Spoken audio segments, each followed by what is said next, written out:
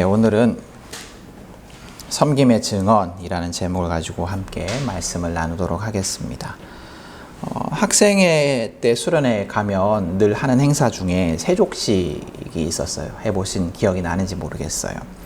세족식 프로그램이 있다고 하면 그 전에 막 발에 냄새 날까봐 막 씻고 미리 발을 씻고 준비하고 했던 기억이 납니다. 그만큼 남에게 우리의 발을 내어주는 것은 민망하고 불편한 일이에요. 막 너무 좋아 이렇게 하면서 세족식을 했던 기억은 없는 것 같아요. 좀 불편해 하면서도 이렇게 했던 기억이 납니다. 근데 예수님 당시에는 남의 발을 씻어주는 일이 불편하거나 이상한 일이 아니었다고 해요. 당시 사람들은 우리는 이제 그 신발이 이렇게 온전히 발을 감싸는 형태의 신발이지만 당시 사람들은 징어 같은 신발이 아니라 샌들 같은 것을 신고 다녔어요. 그리고 도로도 지금처럼 포장 도로가 아니라 이렇게 흙도로였습니다. 대부분이. 그래서 발이 자주 더러워졌습니다. 생각해보면 우리도 비슷하죠, 그죠? 우리 조선시대를 생각해보면 양반들이나 버선을 신고 무슨 가죽 신발을 신고 했겠지만 대부분 맨발에 그 집신 같은 걸 신고 다녔으니까 발이 쉽게 더러워졌을 것 같습니다. 그래서 이제 종이 있을 정도의 재력 있는 집이라면 종이 주인이나 방문한 손님의 발을 씻어주는 그 풍습이 있었다고 합니다. 근데 이제 남의 발을 씻어주는 일은 굉장히 아주 천한 일이라서 어떤 유대인 기록에 따르면 이 발을 씻기는 일은 유대인 종에게는 시켜서는 안 된다. 다른 이방 종에게는 시켜도 되지만 유대인 종에게는 시켜서는 안 된다라고 할 정도였어요. 근데 놀랍게도 오늘 스승이신 예수님은 제자들의 발을 씻겨 주십니다. 여러분, 오늘 우리가 읽은 본문은 요한복음 본문인데요. 요한복음은 다른 세 복음서와 좀 구별이 됩니다. 복음서가 4개 있잖아요. 근데 마태, 마가, 누가 복음서는 공관 복음서라고 해요. 무슨 뜻이냐면 비슷한 관점으로 쓰여진 책이라는 뜻이에요. 그래서 이 세 복음서는 공통적으로 담고 있는 사건들이 많아요. 그리고 주제도 비슷합니다. 하나님 나라라는 주제를 다 가지고 있습니다. 근데 요한복음은 좀 달라요. 요한복음은 세 복음서에 없는 사건들을 담고 있기도 하고 또 세 복음서에 있는 사건을 생략하기도 합니다.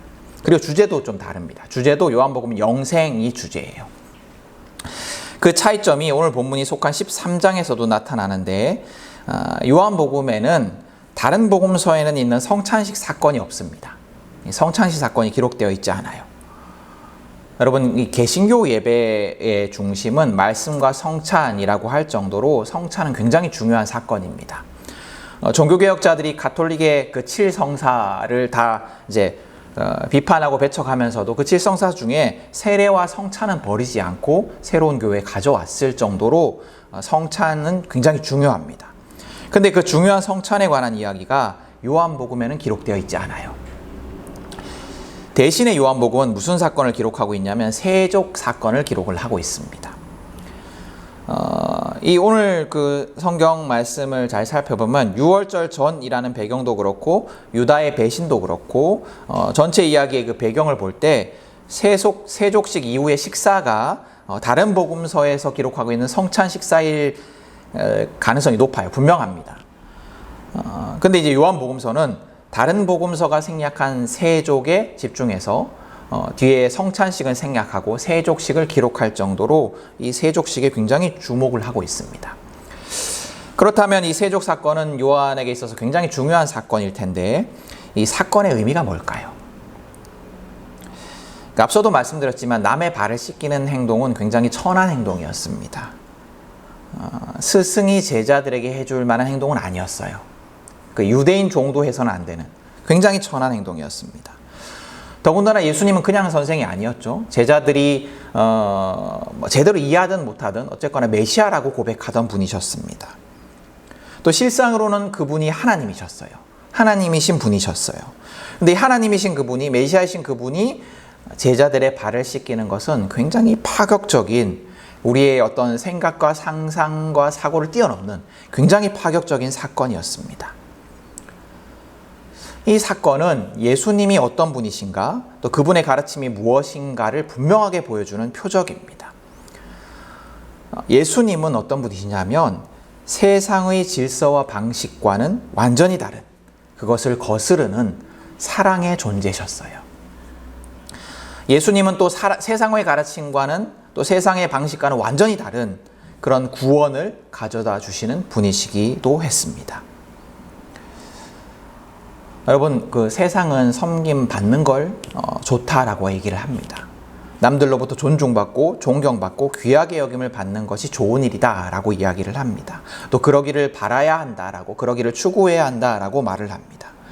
그러나 하나님이 보내신 예수는 다른 이야기를 하세요. 섬김을 받으려 하지 말고 섬기는 자가 되라. 남의 위에 서지 말고 아래에 서라. 제자들을 향해서도 말씀하십니다. 누가 더 높은 자리에 오를까? 누가 더 높은 위치를 차지할까? 서로 눈치 보지 말고 발을 씻겨주라. 서로의 발을 씻겨주라. 낮은 자리에서 서로를 섬겨라. 여러분, 남들로부터 존중받기를 원하고 귀하게 여겨지기를 원하는 것은 시대와 장소를 초월하는 인간의 욕망입니다. 이 세상의 질서예요.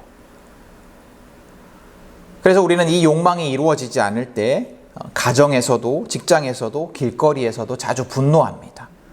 나를 무시해? 날 무시해? 자주 분노해요. 내가 존중받지 못한다고 생각하기 때문에. 내가 존중받지 못하는 경험을 할 때마다 우리는 분노해요. 그런데 예수님은 오늘 본을 보이시면서 이렇게 말씀하세요. 내가 너희에게 한 것처럼 너희도 하라. 이 파격적인 발을 씻긴, 제자들의 발을 씻긴 사건은 사실은 더 중요한 사건을 지목하는 표적이기도 합니다. 그 사건은 뭐냐면 십자가 사건이에요. 태초부터 하나님과 함께 하셨던 말씀이신 분, 요한복음이 고백하듯이, 요한복음 1장에서 고백하듯이 태초부터 함께 하셨던 말씀이신 분, 또 하나님이신 분, 그 예수가 십자가에서 이제 죄인으로 죽임을 당하십니다. 온 세상에 생명을 주기 위해서. 이 세족의 사건은 이 사건을 지칭하는, 가리키는 표적이에요. 여러분, 이 십자가의 사랑만큼 파격적인, 우리의 생각과 상식을 거스르는 사건이 어디 있겠습니까?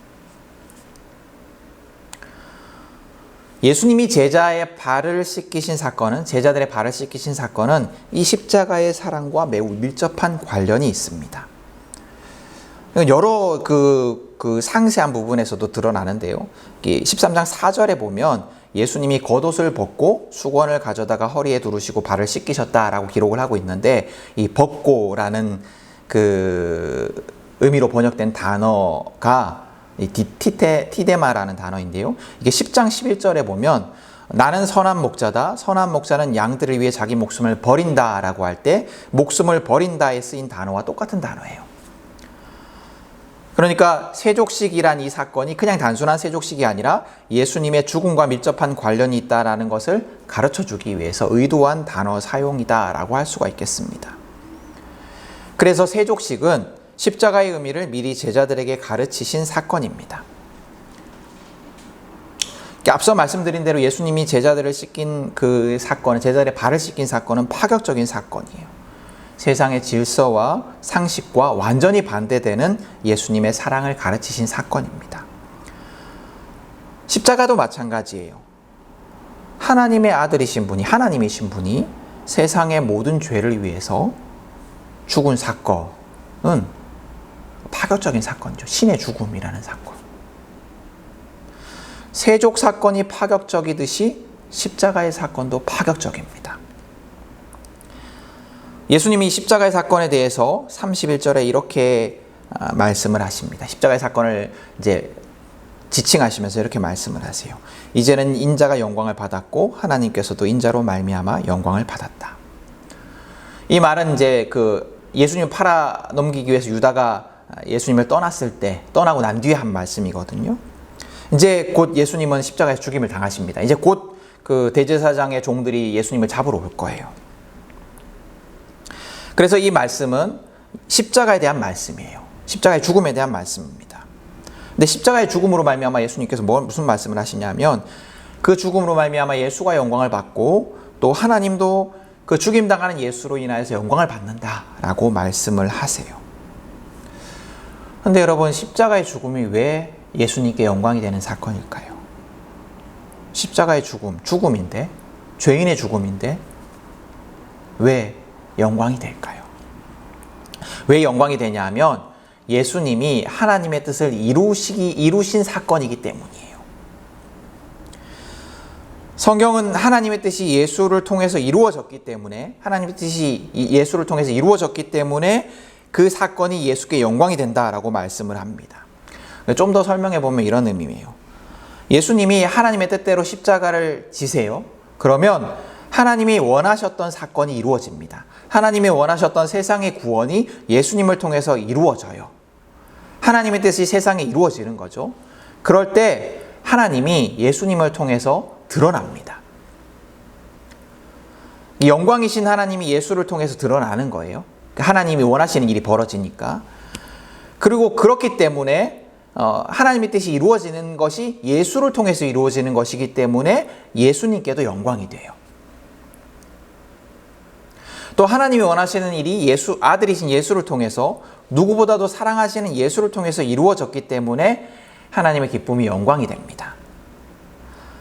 좀 복잡하죠? 근데 이게 우리에게 적용해보면 좀 더 이해가 될 거예요. 예수님이 가르치시는 대로 살면 그런 삶을 사는 우리를 통해서 예수가 드러나겠죠. 아, 예수를 믿는 사람이 저렇게 사는 걸 보니 예수가 이런 분이시구나 라는 것이 드러나겠죠. 그래서 예수를 따르는 우리를 통해서 다른 모든 존재들이 예수를 보게 될 거예요. 예수를 이렇게 다시 보게 될 거예요. 또 예수를 따르고 싶은 마음이 생길 수도 있어요. 또 예수님께 영광을 돌릴 수도 있습니다. 지난주 말씀대로 우리를 통해서 예수를 떠올리게 되는 거예요. 그러면 보잘것없는 우리에게 영광의 예수가 드러나기 때문에, 보잘것없는 우리를 통해서 영광의 예수가 드러나기 때문에 우리의 영광이 됩니다.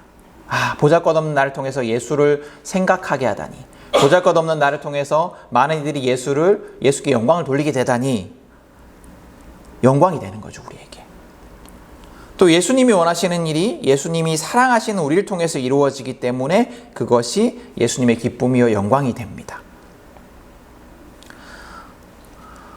여러분, 우리가 스승의 가르침을 따라서 잘 살면 그게 누구에게 영광이 됩니까? 스승에게 영광이 되겠죠. 내가 가르쳤던 제자가 저렇게 잘 살고 있어. 우리가 부모의 가르침대로 잘 살면 그것이 누구에게 영광이 됩니까? 누구에게 기쁨이 됩니까? 부모에게 기쁨이 되겠죠. 부모에게 영광이 돼요. 누구를 자랑하는 일이 될까요? 부모를 자랑하는 일이 될 거예요. 스승이 자랑하는 일이 될 거예요. 아, 쟤는 부모가 누구이기에 저렇게 잘 살까? 쟤는 스승이 누구이기에 저렇게 훌륭한 삶을 살아갈까? 이렇게 자랑하게 되겠죠. 마찬가지예요. 예수님이 하나님의 뜻을 이루심으로 하나님의 기쁨과 영광이 드러났어요. 예수를 보면서 하나님이 참 놀라우신 분이구나. 또 우리가 예수님의 뜻대로 살 때 우리를 통해서 예수님의 기쁨과 영광이 드러납니다.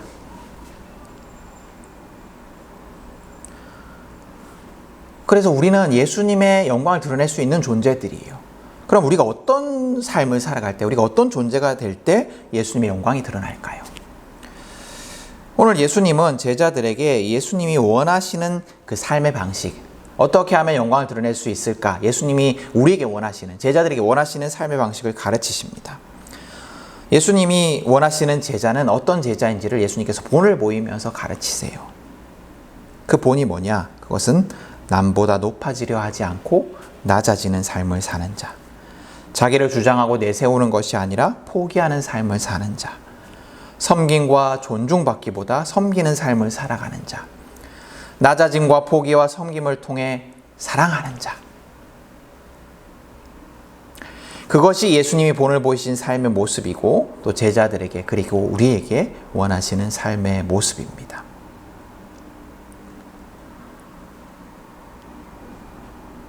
예수님은 제자들의 발을 씻기신 그 행위를 통해서 본을 보이셨어요. 제자들에게 그리고 우리에게 본을 보이셨어요. 그리고 십자가의 죽음을 통해서 제자들에게 그리고 우리에게 본을 보이셨습니다. 낮아짐과 섬김을 통한 포기를 통한 사랑, 심지어 자기의 목숨을 버리는 포기를 통한 사랑, 그것이 예수님의 존재 자체였고 또 예수님이 사랑하던 자들이 살아가기를 원하는 방식이었고 예수님을 따르는 제자들이 살아가기를 원하는 삶의 방식이었습니다. 여러분, 하나님이신 예수가 인간의 몸으로 우리에게 오셔서 우리를 위해 죽임을 당하셨습니다. 그 참혹하고 끔찍한 길, 그 치욕스러운 길을 거부하지 않고 걸어가십니다. 13장 1절의 요한복음 저자가 고백하듯이 예수님 우리를 사랑하시되 끝까지 사랑하십니다. 오늘 본문 속에서도 예수님은 서로 사랑하여라. 내가 너희를 사랑한 것 같이 너희도 서로 사랑하여라. 예수님이 우리를 끝까지 사랑하시듯이 우리도 서로를 끝까지 포기하지 말고 제자들의 배반을 알고도 거두지 않으셨던 것처럼 그 사랑을 거두지 않으셨던 예수를 따라서 제자들의 배반을 이미 아시고도 그 사랑을 거두지 않으셨던 그 예수님의 사랑을 따라서 끝까지 사랑하라 말씀하십니다. 서로 예수님의 사랑으로 사랑하는 것, 서로 낮아짐과 포기와 섬김으로 사랑하는 것, 그것이 예수님이 우리에게 원하시는 사랑입니다. 그것이 우리에게 원하시는 모습이에요. 우리가 그렇게 살아갈 때 우리에게 예수님의 영광이 드러날 것입니다. 그렇게 사랑하는 삶을 살아가는 우리를 통해서 예수님의 영광이 드러날 거예요. 여러분, 전도가 그거예요. 전도가 다른 게 아니에요. 우리가 예수님의 뜻대로 살아가는 것. 우리가 예수님의 뜻대로 섬김과 낮아짐과 포기의 사랑으로 서로를 사랑하는 것. 그럴 때 예수가 저절로 증거됩니다. 그럴 때 우리를 통해서, 우리의 존재를 통해서 예수가 증거돼요. 그것이 증인인 우리가 해야 할 증언이에요. 우리의 삶 속에 예수님의 영광이 드러나지 않는데 우리가 아무리 입술로 전도한다고 해도 전도되지 않습니다. 우리의 삶 속에 예수의 영광이 드러날 때 우리가 하는 말에 능력이 있고 우리가 전하는 복음에 힘이 있는 거예요. 그러나 여러분, 우리의 모습은 어떻습니까? 또 우리 교회의 모습은 어떻습니까? 한국교회의 모습은 어떻습니까? 우리의 삶이 증언하는 삶입니까? 우리를 통해서 예수가 드러나고 있습니까? 우리가 예수님의 섬김을 담기를 원하십니까?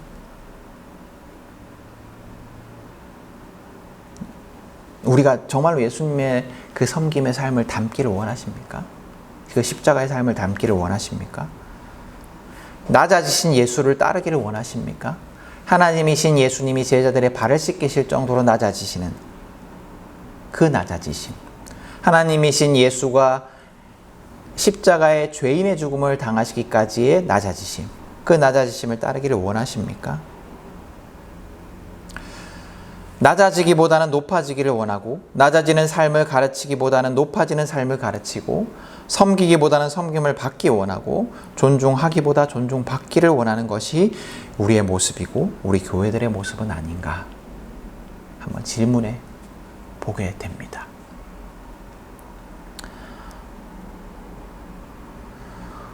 여러분, 오늘 이 말씀에 우리의 삶을 비춰볼 때 어떻습니까?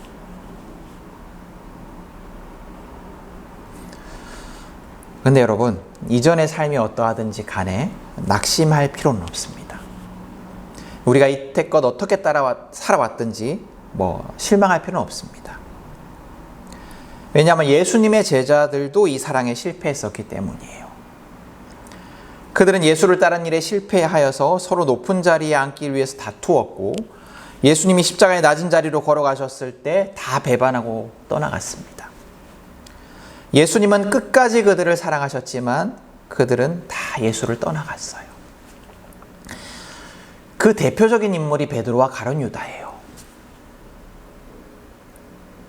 우리는 예수님을 배반한 사람 하면 가룟 유다만 떠올리지만 모두가 다 배반했었어요. 대표적으로 베드로는 예수님을 3번이나 부인하죠. 그죠?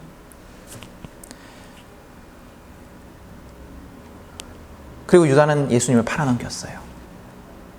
그러나 놀랍게도 예수님은 그들을 사랑하셨습니다. 그런 그들의 배반을 알고도, 그렇게 배반할 것을 아시고도 그들을 사랑하셨어요. 예수님은 그들을 용서하셨어요. 예수님은 그들의 배반을 아시고서도 그들의 발을 씻기셨습니다. 모든 제자들이 예수를 배반할 것을 아시고도 그들의 발을 씻기셨어요. 예수님은 그분의 약속대로 제자들의 어떠함에도 불구하고 그들을 끝까지 사랑하셨습니다. 그런데 왜 베드로와 가룟 유다의 운명은 갈렸을까요? 왜 남은 제자들과 다른 제자들과 가룟 유다의 운명은 갈렸을까요? 예수님이 다 용서하시고 다 사랑하시는데 왜 갈렸을까요? 예수님께로 돌아가는가? 예수님의 그 은혜 속으로 다시 돌아가는가? 아닌가로 그들의 운명이 갈려버린 겁니다.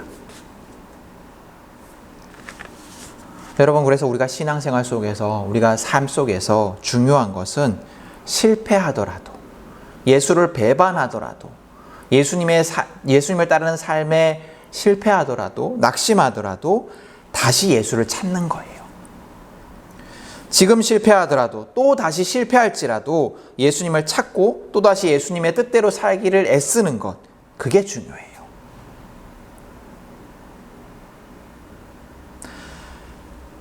매번 실패하더라도 또다시 할 수 있는 만큼 최선을 다해서, 대단하지 않더라도 어떻게든 하나님의 뜻대로, 예수님의 뜻대로 살고 싶어서 내가 할 수 있는 만큼 최선을 다해서 예수님의 가르침대로 사랑하려고 애쓰는 것, 그게 중요한 거예요.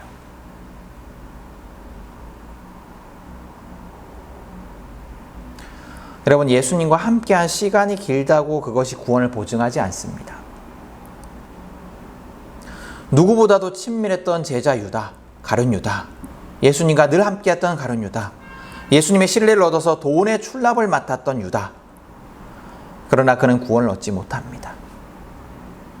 그는 예수님의 뜻대로 살려고 하지 않았기 때문이에요. 실패하더라도 살고자 애쓰지 않았기 때문이에요. 그냥 실패하고 말았기 때문이에요. 자기 뜻에 맞는 예수를 원했고 예수님의 뜻에 맞게 자기를 맞추어 가려고 하지 않았기 때문입니다. 자기 뜻에 예수를 맞추려 했기 때문이에요. 다시 말하면 예수를 주로 고백하지 않았기 때문입니다. 여러분, 나의 뜻대로, 나의 생각대로 내가 주인이 되어서 예수를 믿는 것은 믿음이 아닙니다. 예수님의 뜻대로, 예수님의 가르침대로 예수님이 나의 주인임을 고백하며 믿는 것, 그래서 예수께 영광이 되는 삶을 간절히 소망하는 것이 믿음이에요. 여러분, 우리는 실패할 거예요. 지금까지 그래왔듯이 또 계속해서 실패할 겁니다. 그러나 실패를 두려워하지 마십시오. 중요한 것은 그 실패 속에서도 예수를 갈망하는 마음이 내게 있는가예요. 실패하더라도 내가 예수를 위해서 살고 싶다라는 마음이 있는가? 실패해서 내가 속상한 마음이 있는가? 예수님의 뜻대로 살고 싶은데 정말 안 됩니다. 그 마음이 있는가?